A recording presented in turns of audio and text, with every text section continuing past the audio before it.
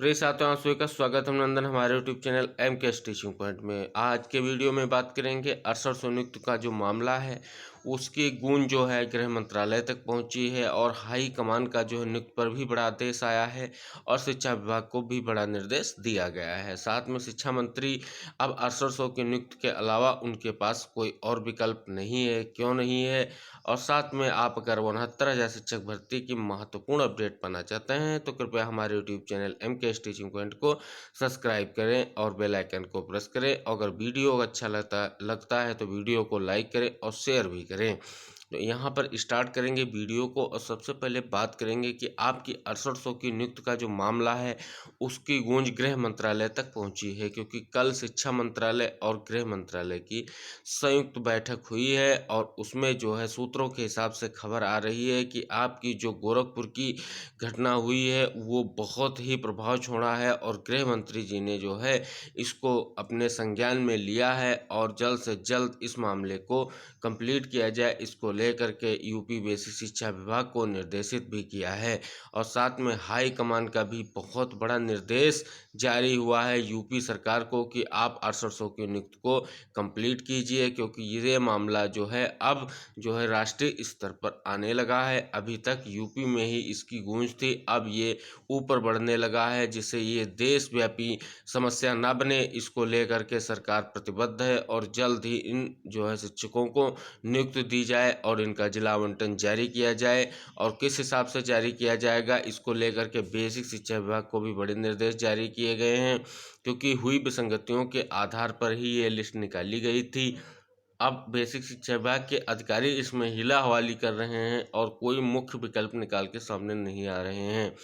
उनका बस स्पष्ट निर्देश यही आ रहा है कि इसमें कुछ विसंगतियां हैं, त्रुटियां हैं और कुछ मुद्दे हैं जो यहाँ पर हल करने की दिशा में प्रयास किया जा रहा है, जिसमें मुख्य मुद्दे आपके 27-21% की आरक्षण की मांग को लेकर दायर याचिकाएं, साथ में समायोजन व जर्नलों की भी याचिकाएं दायर हैं और यहाँ पर 6800 के सूची का शासनादेश भी जो है एक बहुत बड़ा मुद्दा बना हुआ है, जिसको लेकर बेसिक शिक्षा विभाग भी अब बड़े निर्देश की तैयारी में है। और ये जो आप सभी लोगों के द्वारा किया जा रहा धरना प्रदर्शन है वो सफल होता दिख रहा है और उसका जो है बहुत बड़ा प्रभाव सामने आ रहा है। अब बेसिक शिक्षा विभाग व आपके बेसिक शिक्षा मंत्री माननीय संदीप सिंह जी के अलावा क्यों 6800 के नियुक्त के अलावा अब उनके पास कोई भी ऐसा विकल्प नहीं है कि जो 6800 की लिस्ट को आपकी रद्द कर सके।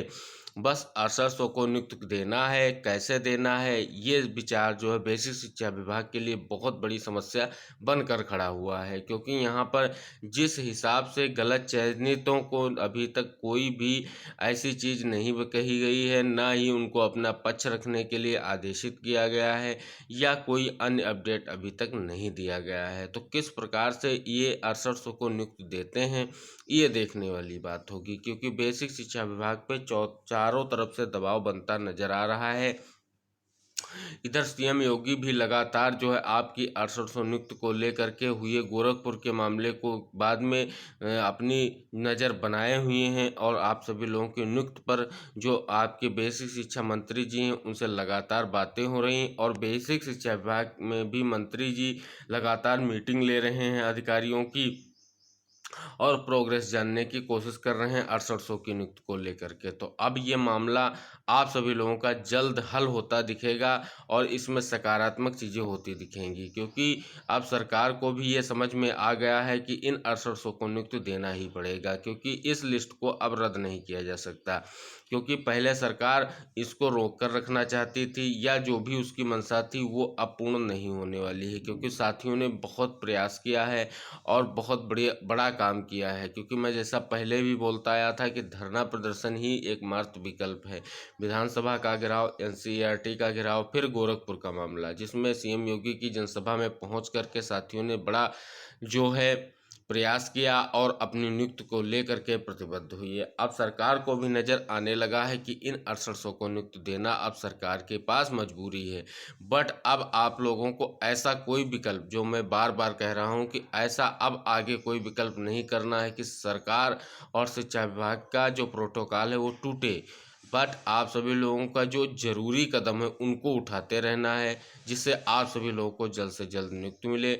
यहाँ पर लगातार आपके 6800 चयनित भाइयों की तरफ से लगातार मुलाकातें की जा रही हैं, बेसिक शिक्षा सचिव से, मंत्रियों से और कई सारे अधिकारियों से लगातार मीटिंग्स हो रही हैं। कल भी कई सारे जो हैं नेताओं और मंत्रियों और अधिकारियों से जो है मुलाकातें हुई हैं अपनी नियुक्ति पाने को लेकर के, और सभी लोग जो है आपकी नियुक्ति के जो कार्य है उसको प्रोग्रेस में बता रहे हैं और सकारात्मक बता रहे हैं और जल्द नियुक्ति की बात कर रहे हैं। तो ये मामला अब जो है आप सभी लोगों का जल्द हल होता नजर आएगा। आपकी नियुक्ति या जिला आवंटन पर जो है सरकार को अब गंभीरता से सोचना ही पड़ेगा कि कैसे नियुक्ति दी जाए, क्योंकि सरकार के पास अब कोई विकल्प नहीं बचा है कि आपकी 6800 की नियुक्ति को रोक सके। किस आधार से देना है ये सरकार और शिक्षा विभाग को तय करना है और आप सभी लोगों को नियुक्ति देनी है। आप सभी लोग एकजुट रहिए। आप सभी लोगों को नियुक्ति सरकार के देने की मजबूरी है सरकार के पास। अगर वो नहीं देती है तो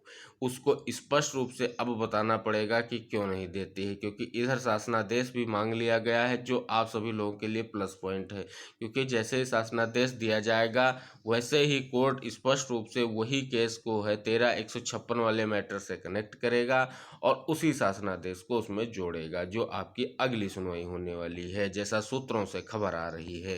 तो आप सभी लोग स्पष्ट रूप से जो है संगठित रहिए, संयुक्त रहिए, जिससे आप सभी लोगों को नियुक्ति जरूर मिले। गुटों में मत बटिए। गुटों में बटेंगे तो आप सभी लोगों की नियुक्ति असंभव सी नजर आएगी। और जो भाई आप सभी लोगों के लिए मेहनत कर रहे हैं उनका सहयोग जरूर कीजिए, क्योंकि कुछ भाइयों ने आप सभी लोगों के लिए ही जो है गिरफ्तारी हुई और उनको बाद में जो है छोड़ा गया, बट उन्होंने आप सभी लोगों के लिए ही संघर्ष किया। आप सभी लोग उनका सहयोग अवश्य करें, जिससे आप सभी लोगों की नियुक्ति का मार्ग प्रशस्त हो सके। तो मिलेंगे अगली अपडेट जो भी प्राप्त होंगी हमें, उनको अगले वीडियो में हम डिस्कस करेंगे। तब तक के लिए टेक केयर, बाय बाय, जय हिंद साथियों, जय भारत, जय संविधान।